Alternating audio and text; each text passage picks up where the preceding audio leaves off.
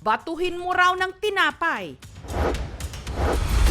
Pero sa nangyaring bardagulan sa isang palengke sa Tarlac kamakailan, ang pinagbabato,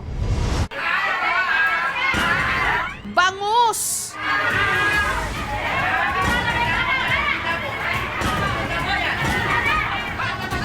Bakit nga ba ang mga fighter humantong sa puntong bangus ang ginawa nilang weapon?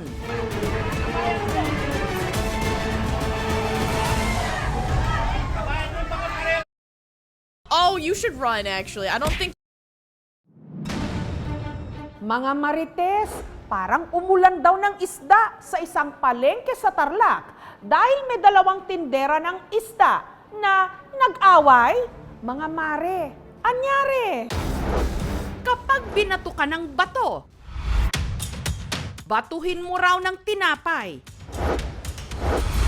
Pero sa nangyaring bardagulan sa isang palengke sa Tarlac kamakailan, ang pinagbabato,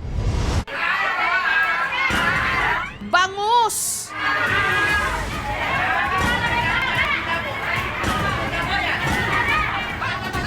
Bakit nga ba ang mga fighter humantong sa puntong bangus ang ginawa nilang weapon? Jadę na skuterku skir. Oh, you should run actually. Mga marites, parang umulan daw ng isda sa isang palengke sa Tarlac dahil may dalawang tindera ng isda na nag-away. Mga mare, anyari? Kapag binato ka ng bato, batuhin mo raw ng tinapay. Pero sa nangyaring bardagulan sa isang palengke sa Tarlac kamakailan, ang pinagbabato, bangus!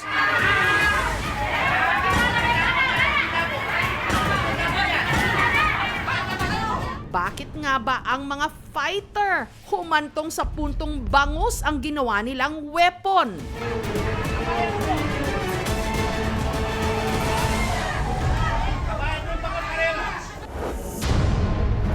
Ang paglipad ng bangus sa ere, nag-ugat daw ng Oh, you should run actually. I don't think you're okay. I don't think you're okay.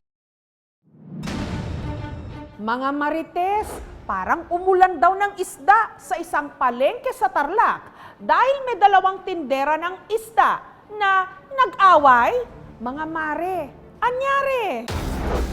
kapag binato ka ng bato, batuhin mo raw ng tinapay. Pero sa nangyaring bardagulan sa isang palengke sa Tarlac kamakailan, ang pinagbabato, bangus!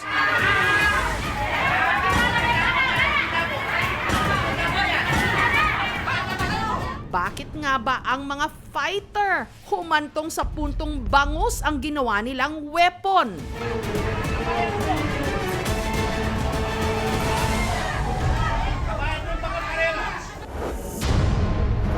Ang paglipad ng bangus sa ere, nag-ugat daw nang sa siksikang palengke ang paa ng tinderang si Marisa ng pamilya Kawigan.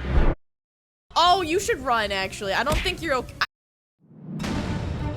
Mga marites, parang umulan daw ng isda sa isang palengke sa Tarlac dahil may dalawang tindera ng isda na nag-away.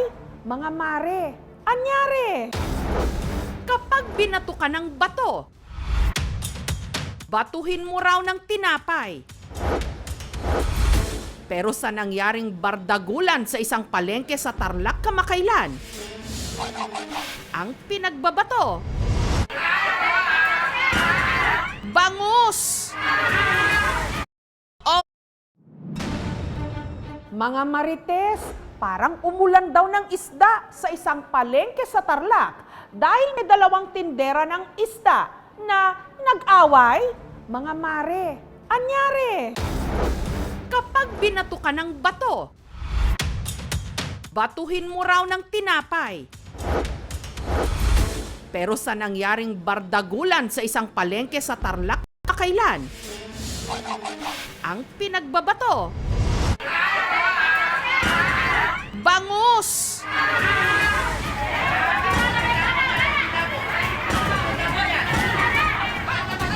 Bakit nga ba ang mga fighter humantong sa puntong bangus ang ginawa nilang weapon?